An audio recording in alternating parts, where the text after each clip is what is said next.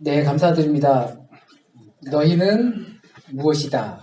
라는 제목으로 함께 마태복음 15장 13절에서 20절 말씀을 가지고 말씀의 은혜를 나누고자 합니다.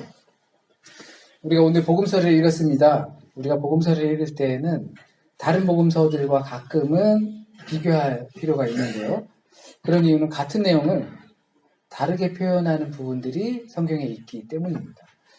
특히나 가장 대조되는 부분이 우리가 익히 잘 사용하고 쓰는 천국이라는 단어입니다. 특히 마태복음에서는 이 천국이라는 표현, 곧 이제 하늘 나라라는 표현이죠.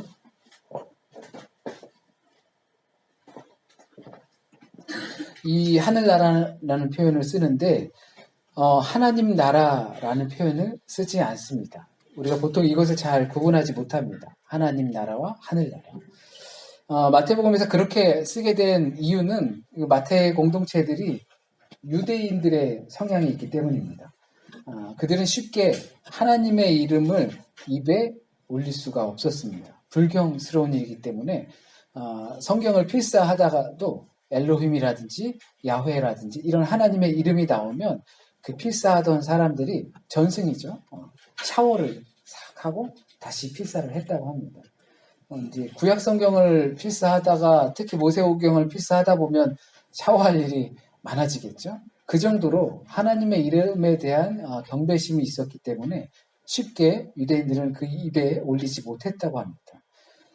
그래서 보통 학자들은 이 마태에서 나오는 이 하늘나라, 천국, 이것을 천상의 우주 공간을 의미하는 것이 아니라 하나님 나라, 곧 하나님께서 통치하시고 하나님이 다스리는 나라로 보는 것이 좋겠다라고 신학자들은 해석을 합니다.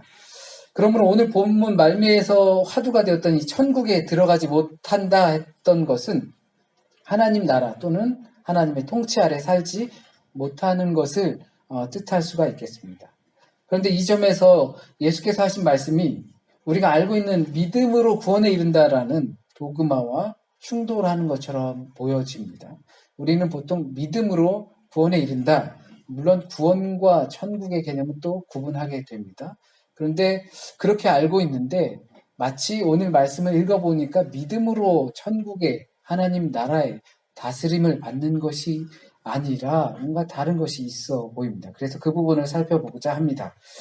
오늘 본문은 산상 중에 설교하셨던 예수 그리스도의 말씀 중에 한 부분입니다. 팔복 말씀 중에 그 다음에 나오는 본문이 오늘 본문, 빛이다, 소금이다, 그리고 율법을 폐하러 온 것이 아니다라는 내용입니다. 이것을 제자들과 무리들에게 앞에 쓰셔서 무리들 앞에서 그 말씀을 하시고 계신 겁니다.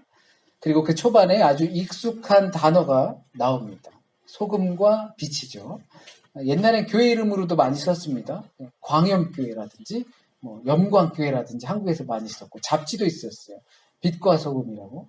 그래서 어떤 분들은 성경에는 소금과 빛이라고 나왔는데 우리는 왜 이렇게 빛을 좋아하냐 해서 빛 먼저 쓰는 거 아니냐라고 코멘트를 하신 분들도 계셨습니다.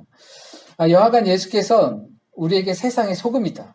그리고 세상의 빛이다라고 하십니다. 정체성을 정해주신 거예요. 저와 여러분은 세상의 소금이고 세상의 빛입니다. 예수를 따르는 제자들에게 그 정체성을 알려주시면서 그 본래의 기능을 잃으면 안 된다.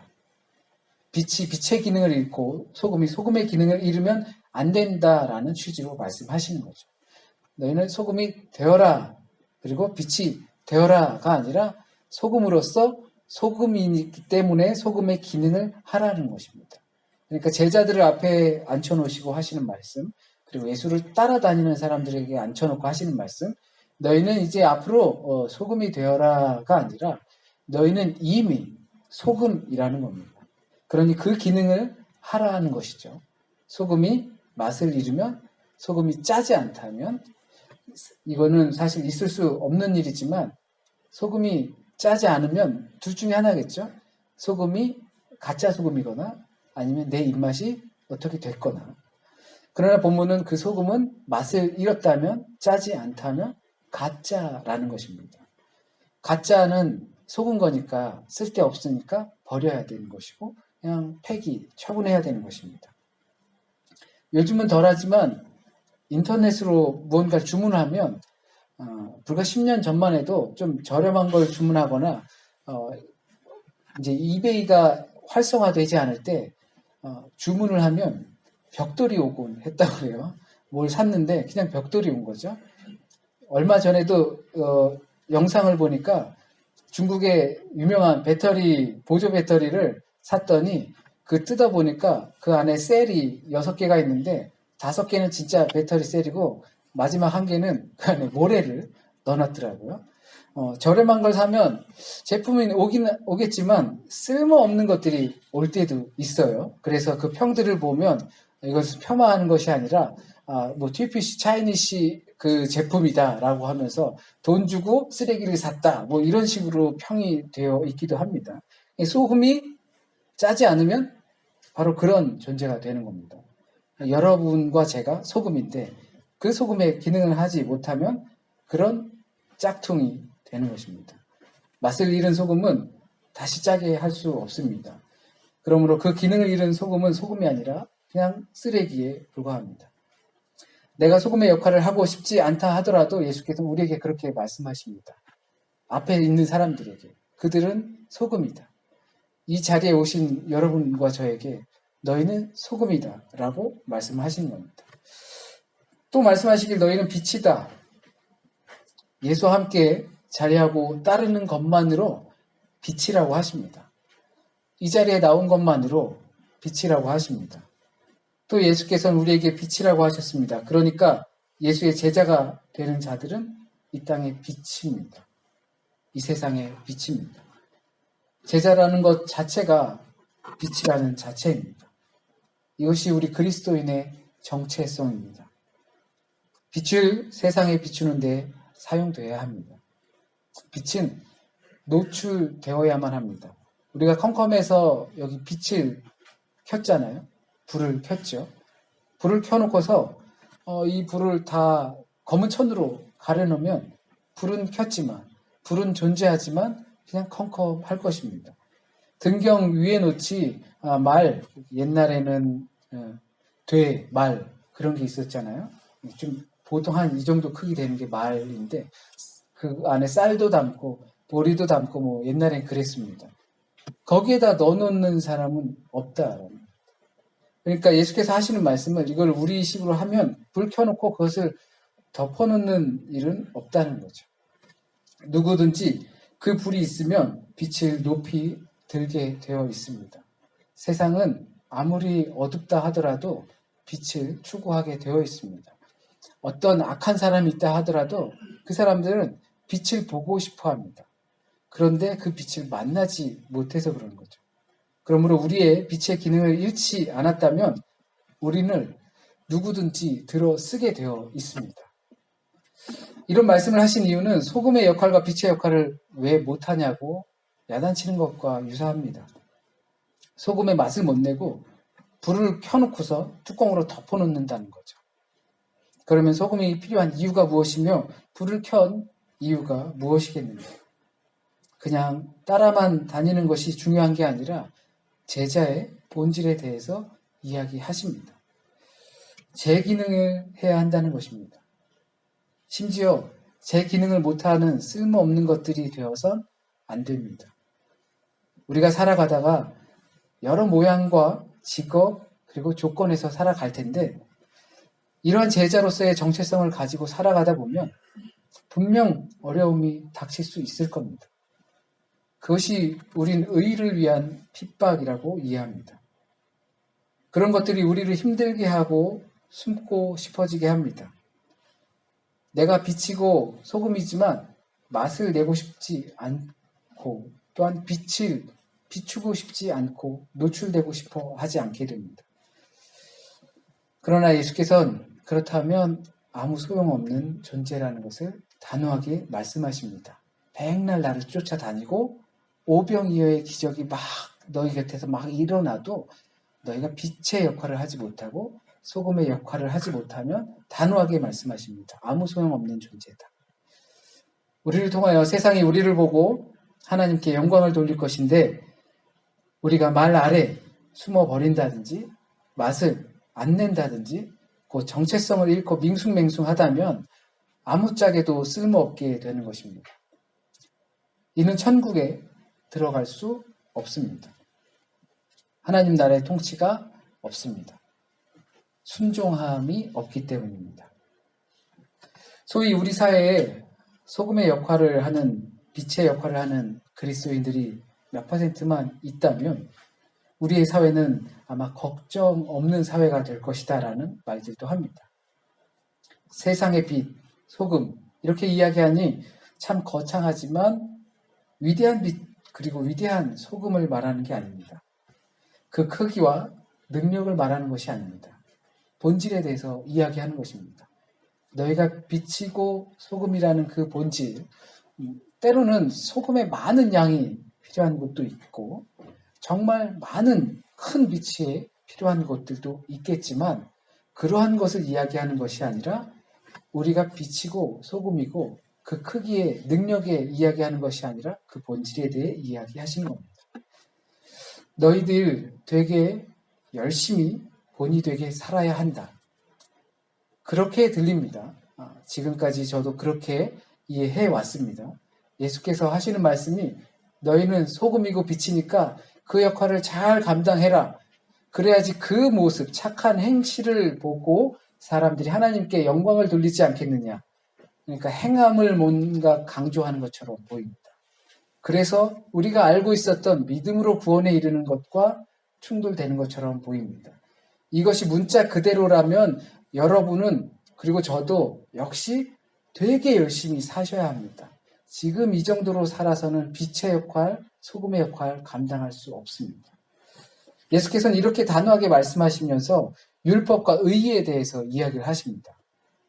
소금과 빛의 말씀을 하시면서 율법의 완성과 의에 관해 이야기를 하셨다는 것은 맛을 잃은 소금과 말 아래에 있는 빛이 율법을 폐기하는 행위에 속해 있다는 것을 내포하고 있습니다. 그래서 율법을 폐하러 오신 것이 아니고 완성하러 오셨다 합니다. 이 말씀 때문에 몇몇 기독교 단체는 율법은 사라지지 않았다. 폐기되지 않았다. 그렇기 때문에 율법을 지켜야 한다. 그렇기 때문에 안식일을 지켜야 한다. 이렇게 결론에 도달하게 됩니다. 그런 단체를 소위 끝이 다른 단체라고 말하죠. 예수께서 무슨 의도로 이와 같은 말씀을 하셨으며 우리는 어떻게 새겨들어야 할지 이제 보도록 하겠습니다. 율법은 폐지지 않았습니다. 율법은 예수 그리스도로 말미암아 완성이 됩니다. 율법주의는 율법을 잘 지켜야 구원을 받는다라고 생각해서 온 것입니다. 소위 말하는 자구 그대로를 뜻합니다. 1.1획도 없어지지 않는다. 그러니 그대로 지켜야 한다. 라는 논리로 가는 것이 아니고 이렇게 가는 것을 문자주의라고 합니다. 있는 문자 그대로 믿는 것입니다. 문자주의라고 하니까 성경에 쓰여진 그대로 믿는다라고 하니까 뭔가 조금 신앙적으로 아름다워 보이지 않습니까? 바람직한 것처럼 보이죠. 순수해 보이기 때문입니다. 그렇다면 이것은 역사적인 자료로서의 성경을 거부하는 것과 비슷합니다. 신적인 소산물로 여기는 것입니다. 갑자기 하늘에서 떨어져서 누군가에게 주어지고 그리고 그것을 우리에게 계속 전승되는 것으로 여겨지는 것입니다. 한 번에 완성된 작품이 우리에게 다 온 것처럼 생각하는 것입니다. 그렇게 된다면 신학교에서 신학을 하는 이유가 없게 됩니다. 이 성경을 문자 그대로 달달 외우면서 그대로만 행하면 되기 때문입니다. 조문대로 지키면서 주님을 부르짖으면 되는 것이기 때문입니다. 그것은 아름다운 신학이 아니라 글자 맹신이 되게 되어 있습니다. 그러니까 안식일을 지켜야 한다라는 이야기가 나오는 것입니다. 성경에 주의를 지켜라라는 말은 전혀 없습니다. 그러니까 거꾸로 가면 안식일을 지키게 되어야 하는 것이고 그렇게 하면 14만 4천이라는 숫자에 함몰되어 있게 되어 있습니다. 명백히 14만 4천이라고 성경에 나와 있으니까요. 그런데 그것을 문자 그대로 받아들이면 우리는 끝이 다른 어떠한 단체들과 같이 되는 것입니다. 그러면서 예수께서 말씀하셨던 제자의 길에 대해서 말씀하십니다. 그것들에 대해서 이 성경을 문자 그대로 보길 원하는 사람들은 제자의 길로 살아가는 것에 대해서는 관심이 없습니다. 어떠한 사람들이 예수께 찾아와서 영생을 얻기 위해서는 어떻게 해야 합니까? 해서 가르쳐 줬더니 도망을 갔어요. 거기에 대해선 아무런 말도 하지 않습니다. 문자 그대로라면 그들과 같이 동일하게 해야겠죠. 그것이 주님의 가르침이라면. 정작 관심이 없게 되고 비유라고 치유해버리는 거죠. 이것은 절대 균형 잡힌 말씀 이해가 아닙니다. 또는 이와 반대로 구원을 받았으니까 모든 윤리적인 책임으로부터 해방받았다고 생각하는 사람들도 있습니다. 그들은 도덕이라든지 윤리, 법도 무시합니다. 소위 한때 유행하고 큰 문제를 일으켰던 구원파도 이와 비슷한 성격을 갖고 있습니다. 이들은 예수 그리스도를 통해서 이미 과거와 미래의 모든 죄가 용서받았기 때문에 더 이상 회개할 필요가 없다라고 주장을 합니다. 죄를 용서받고 구원받았다는 사실을 완전히 믿기만 하면 된다라는 것입니다. 그런데 이러한 성향의 신앙이 꼭 그러한 끝이 다른 단체들에서만 그런 것이 아니라 많은 신앙인들 속에서도 있을 수 있는 겁니다.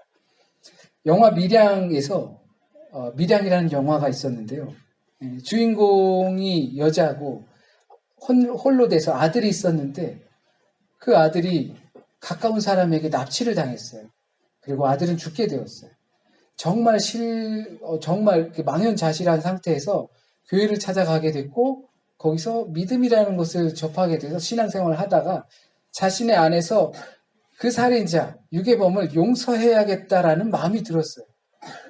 그래서 용서하기로 생각하고 교인들이 만류함에도 불구하고 구치소인가요? 감옥에 찾아가서 내가 당신을 용서합니다라는 말을 꼭 하고 싶었어요. 그랬더니 그 죄수가 나와서 나는 이미 용서받았다라고 합니다. 하나님께서 자신을 용서하셨다라고 하면서 그 어머니에게 당신도 이렇게 회복됐으면 좋겠다. 뭐 이런 식의 말을 하게 되었습니다. 전도를 하려고 했던 것이죠. 그런 분들이 어쩌면 우리 교회 예배에서 용서의 기도라는 순서를 보게 되면 매주 하게 되죠. 구원의 확신이 없으니까 용서를 구하고 사죄를 하고 회개를 하는 것이 아닌가라고 생각할 수도 있습니다. 이 사실을 뚫어본 마태복음 기자는 오늘 본문 17절에서 예수님이 율법을 폐기하러 온 것이 아니라 완전하게 하러 오셨다라고 했습니다. 따라서 율법의 1.1획도 간과되면 안 된다라는 것이죠. 이런 입장을 20절에서 조금 더 구체적으로 피력했습니다. 내가 너희에게 이르노니 너희 의가 서기관과 바리새인보다 더 낫지 못하면 결코 천국에 들어가지 못하리라. 여기서 의라고 하는 것은 율법의 핵심입니다. 의로움입니다. 그 율법을 잘 지키면 유대인들은 의롭다라고 생각했습니다. 예수님을 믿고 복음으로 자유를 얻은 기독교 신자라고 하더라도 율법을 무시하면 안 되고 더 나아가서 서기관이나 바리새인보다 더 율법적이어야 한다는 뜻으로 들릴 수 있습니다. 여기서 서기관은 율법학자이고 바리새인은 율법을 수행하는 사람들입니다. 모두 율법의 전문가들입니다. 유대교에서 율법주의를 대표하는 서기관들이나 바리새인들보다 기독교인들이 훨씬 더 높은 차원에서의 율법을 지킬 수 있을까요? 이 구절을 오해하시면 안 됩니다. 제자들이 서기관이나 바리새인들처럼 율법을 꼭 꼼꼼히 지켜야 한다는 것이 아닙니다. 예수께서는 너희 의가 저들보다 나아야 한다고 하셨습니다. 바리새인들과 서기관입니다. 소위 전문가입니다. 그들보다 나을 수 없다는 것이 보통입니다. 율법 조문이 한 800개 있다고 하시죠. 바리새인과 서기관들이 그 800개를 다 지킨다고 생각해보면 우리가 그들보다 더 나을 수 있는 방법이 있을까요? 그 더 나을 수 있는 사람들은 그것을 다 지키는 사람밖에 있을 수 없게 되는 것입니다. 이것은 누가 더 잘하는지 경쟁하는 것이 아닙니다. 법이라는 것이 또한 유권을 해석할 수도 있게 되는데요. 어떤 사람은 재판에서 지기도 하고요. 어떤 사람은 재판에서 이기기도 하죠. 어떻게 변론하면서 싸우느냐에 따라서 어떻게 해석하느냐에 따라서 보는 방법이 조금 다르다 보니까 누구는 이기고 누구는 지게 되는 것입니다. 율법이라는 것도 그렇게 되는 건데요. 현대 이스라엘에서도 저도 이스라엘 갔을 때 이야기를 들었는데요. 뭐 율법의 거리를 가지 않는 문제, 또는 엘리베이터를 안식일에 작동시키지 않는 문제, 또 엘리베이터를 안식일에 작동시키는 곳도 있다고 해요.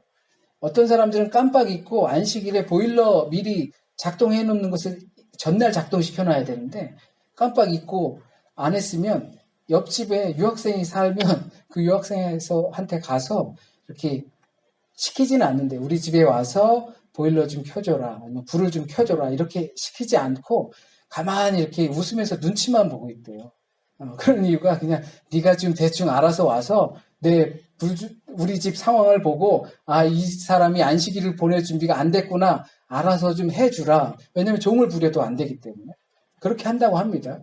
현대 오면서 점점 해석되어서 바뀌게 된 것이죠. 적용된 것인데 그렇다면 어떻게 바리새인과 서기관들보다 더 나은 의의가 있을 수 있겠습니까?